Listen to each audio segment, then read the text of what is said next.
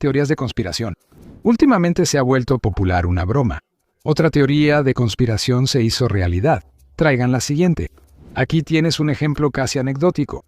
Cuando el representante de la Federación Rusa ante la ONU declaró que Estados Unidos tiene un dron patentado capaz de transportar mosquitos infectados con un virus peligroso, los medios de comunicación lo convirtieron todo en una broma y presentaron la declaración como un ataque de conspiranoia.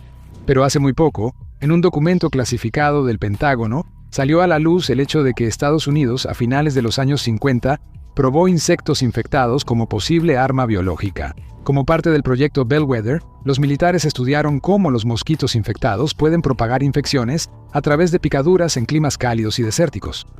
Estos mosquitos transmiten el dengue, la fiebre amarilla, el chikungunya y el virus del Zika. Vamos a condimentar este tema con otra noticia relacionada que a primera vista parece una broma conspirativa absurda. En el Instituto de Virología de Wuhan comenzó un nuevo proyecto. Esta vez, los investigadores están alimentando a los mosquitos con sangre que contiene una vacuna basada en una plataforma donde el virus vivo de la estomatitis vesicular reemplaza un gen por el antígeno del objetivo. Por ejemplo, el del ébola.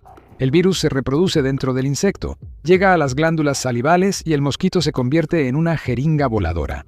Al picar, o si un murciélago simplemente se come a ese mosquito, la vacuna llega a su destinatario. Patógenos objetivo, la rabia y el virus Nipah. Básicamente, están preparando mosquitos vacunadores. Hay que admitirlo. Con suficiente imaginación, puedes llevar esto a escalas completamente distintas. Desde una simple coincidencia hasta un apocalipsis al estilo de las películas de ciencia ficción.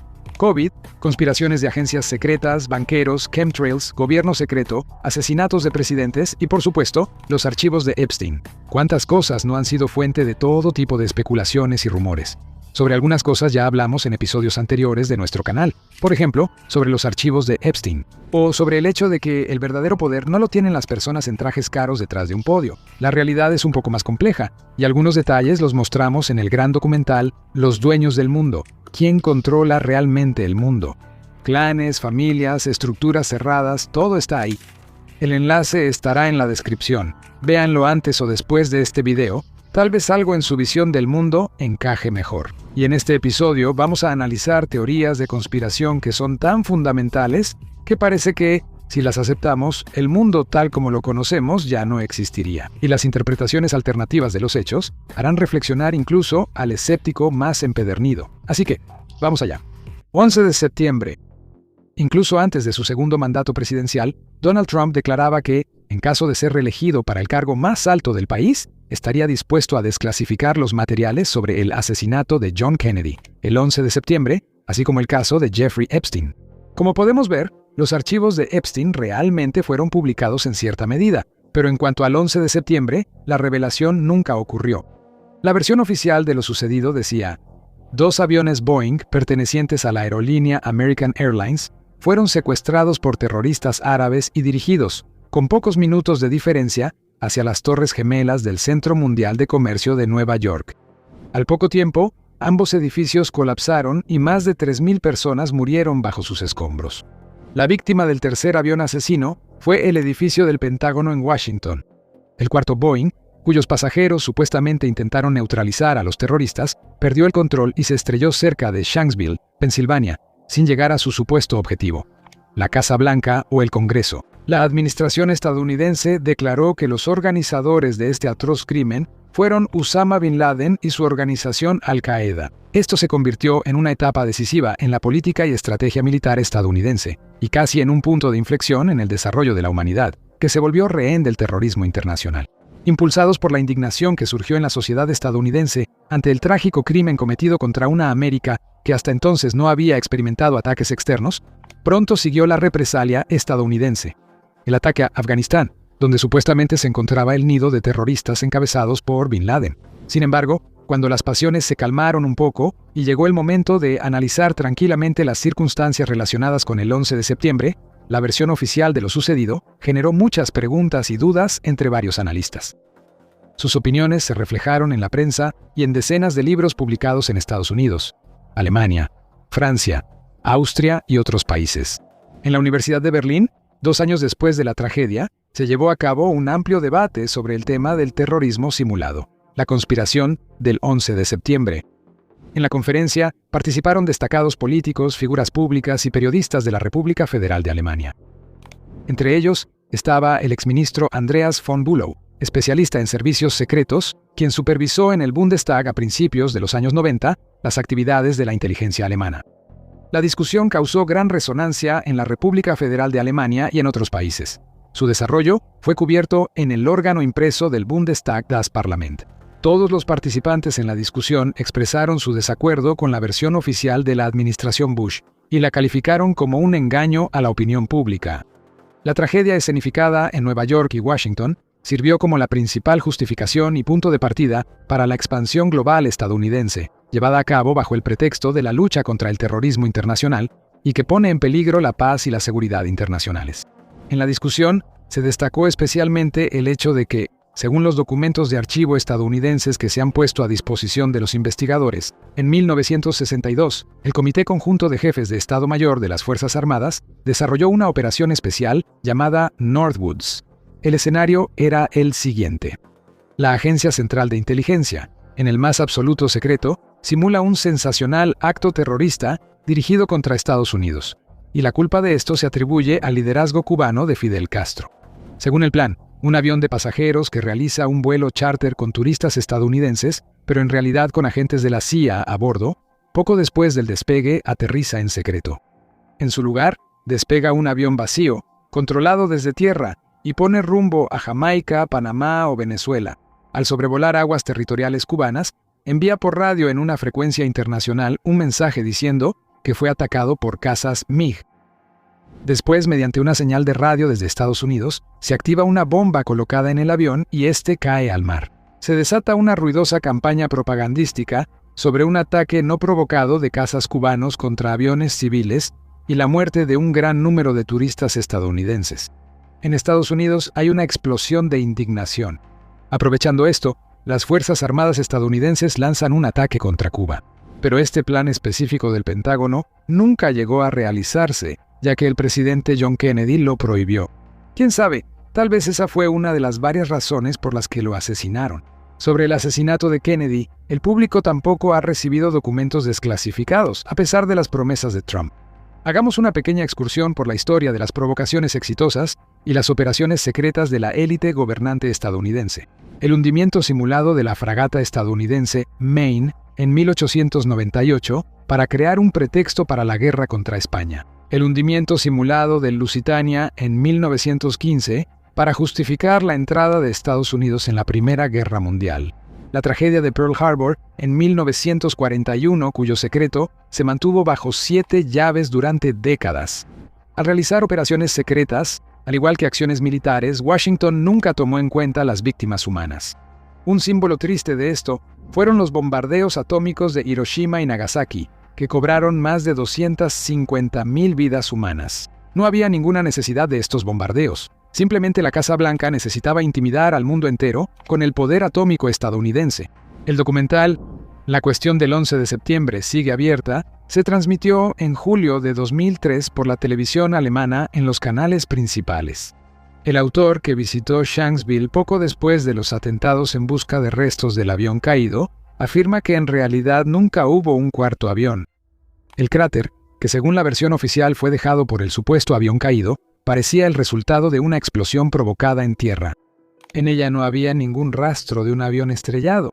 Solo 6 años después, en abril de 2006 a nivel oficial en Estados Unidos, se anunció que en el lugar del supuesto accidente del avión en Shanksville, supuestamente se había encontrado la caja negra con la grabación de las conversaciones de los pilotos. Pero la lista de pasajeros de ese avión no fue publicada por razones éticas. En cuanto al atentado en Washington, ni fotografías ni videos de los restos del avión que se estrelló contra el Pentágono fueron presentados al público. Las tomas aéreas del Pentágono no confirmaron que un Boeing se hubiera estrellado contra el edificio. El peritaje sugería más bien que se trató de un misil o una bomba lanzada desde un avión militar. Al mismo tiempo, hay que tener en cuenta que ningún edificio en el mundo está tan protegido como el Pentágono, que cuenta con su propio sistema de alerta temprana y defensa antimisiles. No se proporcionaron ni las grabaciones de las conversaciones de las tripulaciones de los aviones secuestrados por los terroristas, ni los resultados de la decodificación de sus cajas negras. En octubre de 2007, se publicó una carta de 160 científicos y especialistas de Estados Unidos, en la que rechazaron conjuntamente la versión oficial del atentado del 11 de septiembre y acusaron a los servicios secretos estadounidenses de llevar a cabo este atentado. En 2009, el presidente del Comité de Política Exterior y de Defensa del Parlamento japonés, Yukihisa Fuito, publicó un libro titulado El 11 de septiembre en cuestión, la discusión en el Parlamento japonés. Sus coautores fueron el profesor estadounidense David Griffin y varios políticos japoneses. Así, la visión de los atentados del 11 de septiembre como una puesta en escena de los servicios secretos. Esto no son especulaciones de la prensa amarilla, sino el resultado del análisis de muchos especialistas en la materia, incluidos expertos en inteligencia. Horst Emke, quien coordinaba las actividades de los servicios secretos de la RFA bajo Willy Brandt, creía que los terroristas no podían secuestrar 4 aviones al mismo tiempo sin el conocimiento de la CIA. Su colega Andreas von Bülow creía que el servicio de inteligencia israelí, el Mossad, también estaba involucrado en los ataques del 11 de septiembre. Para ella, al igual que para la Casa Blanca, era importante crear un fuerte impulso para influir en la opinión pública estadounidense a favor de la guerra contra los árabes. En su libro, La CIA y el 11 de septiembre, el terrorismo internacional y el papel de los servicios secretos, Bülow señala: las operaciones terroristas para influir en la opinión pública son algo habitual para la CIA. Expertos, investigadores y autores de numerosas publicaciones dedicadas al 11 de septiembre han planteado muchas preguntas que aún siguen sin respuesta. Por ejemplo, ¿por qué el Congreso de Estados Unidos no creó de inmediato una comisión para investigar las circunstancias de lo sucedido y no realizó audiencias sobre este evento extraordinario? La decisión de crear una comisión de este tipo se tomó solo 2 años después, cuando todas las pruebas que podrían arrojar luz sobre el misterio de todo el asunto ya habían sido cuidadosamente eliminadas. Se le propuso a Henry Kissinger encabezar la comisión, pero incluso ese viejo zorro se negó. ¿Por qué? Porque en la lista de pasajeros de los aviones de los asesinos, publicada por la agencia CNN y que apareció en Internet ese mismo día, el 11 de septiembre, no había ni un solo apellido árabe, y al tercer día después del atentado, el FBI hizo pública la lista de 19 terroristas árabes que participaron en esta operación. Y 10 de ellos, como pronto se supo, resultaron estar vivos. ¿Por qué a los periodistas prácticamente se les prohibió investigar el caso por su cuenta y solo se les permitió filmar las ruinas de los rascacielos estrictamente desde un solo lugar indicado? ¿Por qué el derecho exclusivo de recolectar hechos y pruebas para resolver este crimen del siglo fue otorgado solo al FBI, a la empresa privada Controlled Demolition Incorporated, la corporación de demolición controlada, así como al servicio de ingeniería y bomberos?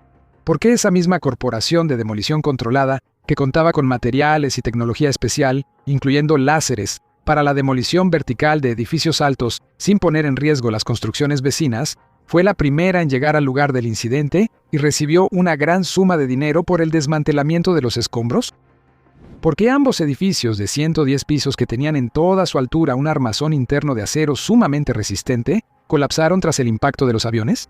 ¿Y por qué lo hicieron de manera vertical, sobre sus propios cimientos, como si hubieran sido demolidos de manera controlada? Aunque los arquitectos e ingenieros que los construyeron garantizaban que ambos rascacielos estaban diseñados para soportar el impacto de aviones grandes. ¿Cómo pudo destruirse este armazón en toda su longitud si la temperatura de fusión del acero es de aproximadamente 1300 grados y la temperatura de combustión del combustible de aviación es de 800 grados Celsius?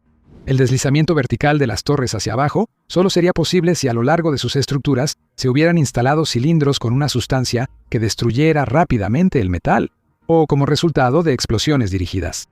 Al mismo tiempo, hay que considerar que el combustible del primer avión atacante, que se estrelló en el centro de la primera torre, quedó casi por completo dentro del edificio, mientras que el combustible del segundo avión, que impactó en la esquina del segundo rascacielos, se derramó hacia afuera. El incendio que se originó en ella prácticamente se extinguió después de 45 minutos.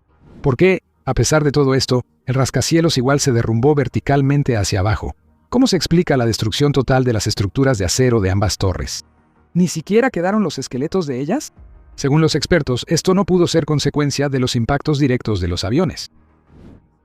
Sobre la parte técnica de las explosiones mismas, existen varias versiones, y una de las más inusuales es la versión del empleado de la inteligencia nuclear rusa, Dmitry Kalesov, sobre una explosión nuclear subterránea. En esta versión, se analiza tanto el enorme cráter en el lugar del colapso, como las propiedades físicas de los materiales y la cantidad de energía que se necesitó para que los edificios se derrumbaran de esa manera. También existen versiones más radicales a favor del uso no de tecnologías nucleares, sino de otras completamente diferentes que también están clasificadas.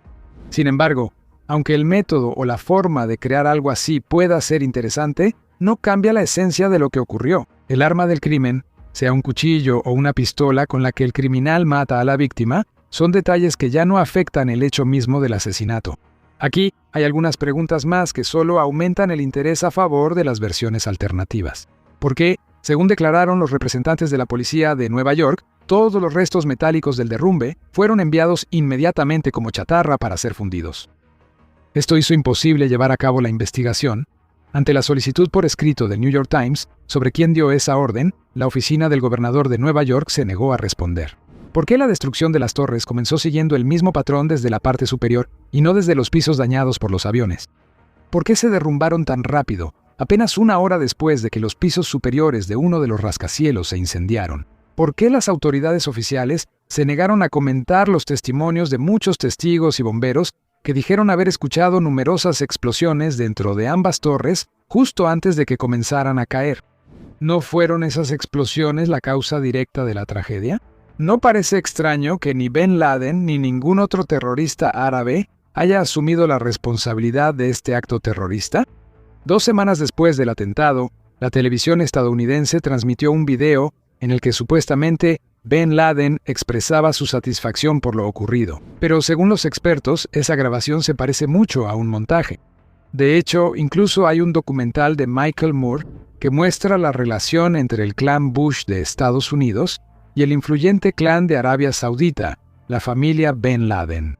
En resumen, en el momento de la tragedia eran amigos y llevaban varias décadas haciendo grandes negocios juntos. La empresa estadounidense Silverstein y la empresa israelí Lavi. Atención, 6 semanas antes de los trágicos acontecimientos, aseguraron ambos edificios del centro de comercio por más de 3.000 millones. La suma supera lo que se gastó en la construcción de ambas torres. El monto total de los pagos de seguros como resultado del atentado ascendió a la cifra récord de $70.000 millones. ¿Cómo respondió Estados Unidos a todas estas preguntas? El presidente George Bush se limitó a una breve declaración. Debemos decir la verdad sobre el terror. Nunca toleraremos teorías de conspiración descaradas y mentiras malintencionadas relacionadas con los atentados del 11 de septiembre. Ellas tienen como objetivo desviar la atención de los terroristas. Y antes de la invasión a Afganistán, los medios de comunicación internacionales informaron que el gobierno de Estados Unidos envió un expediente secreto a los gobiernos de otros países, en el que se exponía algo tan importante que, a partir de entonces, ningún país, en ningún lugar y a ningún nivel oficial, se atrevió jamás a decir ni una sola palabra fuera de la versión oficial. Ahora que hemos comprobado que literalmente se puede hacer callar al mundo entero, veamos el segundo tema global que está prohibido mencionar a nivel internacional: Fukushima. El primero en hablar sobre catástrofes provocadas por el hombre en Japón fue el ex jefe de la sección Asia-Pacífico de la revista Forbes, Benjamin Fulford. Cuando en 2007 él entrevistó al ministro de Finanzas de Japón, Koji Omi, este le contó que un grupo de oligarcas estadounidenses estaba amenazando a su país con terremotos artificiales, obligando a Japón a entregarles el control de su sistema financiero. 2 días después de la entrevista, el reactor nuclear más grande de la isla principal de Japón, Honshu, se convirtió en el epicentro de 2 terremotos de magnitud 6.5. Después de eso, Koji Omi, quien no había trabajado ni un año como ministro de Finanzas, renunció sin explicaciones oficiales. Todo esto puede considerarse una teoría de conspiración inventada, y a Benjamin Fulford se le puede ver solo como un excéntrico estadounidense. Pero, ¿qué hacer con estos hechos? En 2011, justo después de las explosiones en Fukushima, China hizo una declaración diciendo que Japón había realizado pruebas fallidas de una bomba nuclear. Después de ese comunicado, ciertos expertos científicos de Francia y Alemania lo confirmaron. Ellos señalaron que en la zona del epicentro del terremoto hubo una explosión nuclear, pero los demás guardaron silencio al respecto. La explosión ocurrió en el epicentro del terremoto, y los franceses y alemanes incluso detectaron la emisión de cesio 137. Este es un evento extraordinario y una declaración muy seria. 3 países serios y ningún debate. En Rusia también se registró un incidente nuclear. En el Instituto de Física Nuclear de la ciudad académica de Novosibirsk Por primera vez en muchos años sonó la alarma. El Servicio de Seguridad Radiológica del Instituto detectó un aumento en el nivel de radiación en el territorio del instituto. El nivel de radiación fue 3.7 veces superior al nivel natural. Resultó que la fuente de radiación era la propia atmósfera. Estas sospechas solo se disiparon después de analizar los datos de los satélites que se realizaron en colaboración con el Instituto Renano de Problemas Ambientales de la Universidad de Colonia. Y dieron un resultado aún más sorprendente. La fuente de la radiación fue Japón, el desastre en la planta nuclear Fukushima 1. Sin embargo, las nubes radiactivas con cesio 137 no vinieron del este, sino del oeste, dando casi una vuelta completa alrededor de la Tierra, pasando sobre el Océano Pacífico, Estados Unidos y Canadá, el Océano Atlántico, Europa y los Urales. Un análisis más detallado de los datos satelitales arrojó otro resultado inesperado. La fuente de radiación no se encuentra en la central Fukushima 1, sino que estaba a decenas de kilómetros al este de las costas de Japón, en el Océano Pacífico. Además, coincidía con el epicentro del terremoto más destructivo de los últimos años, que fue la causa del tsunami que provocó numerosas víctimas y destrucción en Japón. Sobre el tsunami vale la pena hablar por separado. Con este fenómeno tampoco todo está en orden. Si juzgamos por la propagación de las olas, la fuente del tsunami en este caso fue puntual. Pero eso ocurre muy raramente en los terremotos submarinos. Por lo general, durante un terremoto, una zona bastante grande de la superficie terrestre sirve como generador de olas, lo que da como resultado que la ola de tsunami tenga un frente muy amplio. Como resultado de este terremoto, el frente de la ola era bastante estrecho, lo que indicaba una fuente local, casi puntual, cerca de las costas de Japón. La versión sobre una explosión nuclear en el mar en la zona de Fukushima también se confirma mediante el análisis de los sismogramas. En la imagen se muestran sismogramas típicos de una prueba nuclear y de un terremoto. Durante una prueba nuclear en una zona con baja actividad sísmica, ocurre un solo impulso fuerte y luego oscilaciones débiles que se desvanecen rápidamente. Así fue, por ejemplo, durante la prueba de un artefacto nuclear en la India en mayo de 1998. En un terremoto típico, primero se observan sacudidas relativamente débiles, que van aumentando gradualmente y alcanzan amplitudes máximas solo después de un tiempo. Durante una explosión nuclear en una zona sísmicamente activa, ocurre la superposición de estos dos procesos. Primero una fuerte sacudida causada por la explosión nuclear y luego oscilaciones prolongadas de la superficie terrestre. En el caso del terremoto de Fukushima, es muy revelador el hecho de que la magnitud de ese terremoto era de 9, lo que correspondía exactamente a la potencia de una explosión de entre 100 y 200 megatones, y lo que sigue es aún más interesante. El propio comportamiento de los japoneses también parecía extraño. Ellos apagaron los reactores, que luego se derritieron por el calor residual. Sin entrar en detalles sobre el proceso de recuperación, no pudieron arrancar el generador diésel para enfriar el sistema durante 2 días, a pesar de que es una acción simple y elemental en una situación así. Solo había que conectar un cable y arrancar los generadores diésel, pero eso no se hizo. Parecería lógica la versión oficial de que, oficialmente, la planta nuclear fue inundada con agua. Pero también existe una versión alternativa que dice que la ola del tsunami ni siquiera llegó a la planta.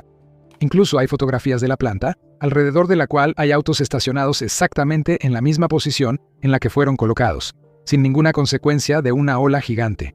Pero la explosión sí ocurrió. Parece más lógico la explicación de que hubo un retraso en la restauración del sistema debido a los cataclismos globales en el país. El tsunami destruyó parte de las ciudades de Japón y la mayoría de los recursos se destinaron, ante todo, a la restauración de las condiciones de vida. Además, en la tradición de la cultura japonesa está el no ventilar los problemas internos, y es muy probable que la administración de la central nuclear intentara resolver el problema por su cuenta. En esta situación, el simple hecho de que hubiera un problema con el arranque de los generadores resulta extraño. Ya que el reactor no estaba dañado, solo fue apagado y no hubo emisiones, la planta estaba limpia, en 2 días era posible encontrar una manera de restaurar el funcionamiento del generador diésel. Resulta que, lo más probable, simplemente se necesitaba tiempo para drenar el agua contaminada al océano y encubrir las consecuencias de la explosión. Si esto no se hubiera hecho, cualquier monitoreo de las aguas oceánicas cerca del lugar del accidente habría detectado de inmediato el hecho de la explosión. La explosión fue confirmada por otro hecho. La tripulación del portaaviones estadounidense Ronald Reagan recibió una dosis de radiación equivalente a un mes. Al mismo tiempo, las personas en tierra fueron evacuadas solo en un radio de 20 kilómetros de la planta nuclear, y el barco estaba a 100 kilómetros de la costa y de la central que emitía radiación. Parece que la versión es convincente. El terremoto fue claramente provocado por una explosión nuclear hecha por el hombre. ¿Pero por qué se hizo esto? Para entender esto, hay que mirar el sistema global de suministro de energía. Para ser más precisos, en el déficit mundial de consumo de energía. Para que la vida de las personas continúe de manera civilizada, en el mundo deberían corresponder aproximadamente 2 kilovatios de capacidad instalada por persona, es decir, para 8.000 millones de personas en el planeta se necesitarán 16 teravatios. Pero hoy en día en el mundo solo hay 2 teravatios. Con las fuentes convencionales es imposible cubrir este déficit, solo queda la opción nuclear. Además de todo, también existe un déficit de uranio 235, que es el que utilizan todas las plantas nucleares del mundo. Este déficit afecta de manera más negativa a los países con déficit, como China. Como no fue posible cubrir el déficit que se había generado, en las altas esferas se desarrolló un plan para desconectar varias plantas, lo cual se llevó a cabo en Japón. El déficit de energía eléctrica se debe en gran medida a que el esquema mismo de obtención de energía atómica a partir del uranio 235 prácticamente ya no funciona, simplemente porque ya no existe el volumen necesario de ese uranio. Además, desde hace mucho tiempo, no se construyen nuevas instalaciones ni en Estados Unidos ni en Europa. Todos los países tienen planes ambiciosos, hay bastantes declaraciones oficiales, pero no pasa de las palabras. Resulta que entonces Japón fue desconectado por necesidad, porque ya no hay más uranio nuclear. El 45% del uranio para la energía nuclear de Estados Unidos, en su momento, se suministraba desde Rusia gracias al programa BOU-NOOU, uranio altamente enriquecido, uranio poco enriquecido. 500 toneladas de ese uranio fueron suministradas a Estados Unidos por parte de Rusia. Hasta el año 2013, es aproximadamente el mismo volumen que había en la planta nuclear de Japón, que fue cerrada después del terremoto. Según la versión del profesor nuclear Igor Nikolayevich Ostritsov, los acontecimientos en Fukushima se desarrollaron de la siguiente manera. Después de una explosión planificada, el reactor fue detenido y, a propósito, no lo enfriaron para que explotara. Después de eso, la población del país fue fuertemente atemorizada para frenar el desarrollo de la energía nuclear de Japón y apoderarse de la cantidad necesaria de uranio. Y además, en general, no había otro lugar donde conseguirlo, excepto Japón. El volumen necesario solo estaba ahí y también en Francia, donde la proporción de generación eléctrica nuclear alcanza el 77%. Por eso, la detención de 50 reactores franceses simplemente acabaría con ese país. La generación eléctrica de Japón se distingue porque cada reactor nuclear está respaldado por una unidad térmica en caso de que el reactor falle. Pero posteriormente, se permitió a los japoneses reactivar varias unidades nucleares debido al rápido deterioro de la situación financiera. El nuevo reparto nuclear del mundo. Igor Nikolayevich Ostretsov también relaciona todos los conflictos locales en el planeta con la redistribución de las fuentes de energía. TIA. Las llamadas guerras híbridas, que permiten alcanzar ciertos objetivos estratégicos sin llevar la situación a una escalada nuclear a gran escala. Según él, un conflicto global es poco probable. Después de todo, los jugadores que están sentados en la misma mesa pero en lados opuestos no están interesados en destruirse mutuamente. Hoy en día la élite judía está en la cima en todos los países. ¿Cómo van a pelear entre ellos? Hoy tienen un solo objetivo. Hay que eliminar a 5 o 6 mil millones de personas. Todos lo tienen. ¿Entonces un conflicto nuclear a gran escala no ayuda a su objetivo, por más extraño que suene? No, claro que no. Porque, lo repito una vez más, si los países que realmente eran oponentes en tiempos de la Unión Soviética pelearan entre sí, ¿a dónde se lanzaría el primer ataque? A Washington y Nueva York. Y por su parte, Moscú también haría lo mismo si ellos mismos están aquí. El profesor, doctor en ciencias técnicas Igor Nikolayevich Ostritsov, cree que la crisis energética global solo puede resolverse de manera radical con la ayuda de tecnologías nucleares de nueva generación sin residuos. Él propuso su propio programa de desarrollo de la energía nuclear, por el que ha estado luchando durante 30 años, considerándolo como la única opción viable. Trabajando con sus colegas en la estructura del Ministerio de Energía Atómica soviético, encontró la manera de combinar orgánicamente un reactor nuclear con el acelerador de partículas elementales de Bogomolov. El resultado de tal síntesis debe ser la ERES, la central nuclear relativista. Es un reactor sin masa supercrítica de productos fisibles y, por lo tanto, absolutamente sin riesgo de explosión. Podrá funcionar con uranio de los desechos de las plantas radioquímicas, con uranio natural e incluso con torio. Y lo que es sumamente importante, será capaz de convertir en isótopos de vida corta toda esa porquería que hoy no sabemos dónde poner, los desechos radiactivos y el combustible nuclear irradiado, y dará la posibilidad de reprocesar completamente los productos de vida larga, los actínidos de los elementos combustibles de los submarinos y de las viejas plantas nucleares. Esto permitirá reducir varias veces el volumen de desechos radiactivos y resolver para siempre el problema de la escasez de uranio para las plantas nucleares.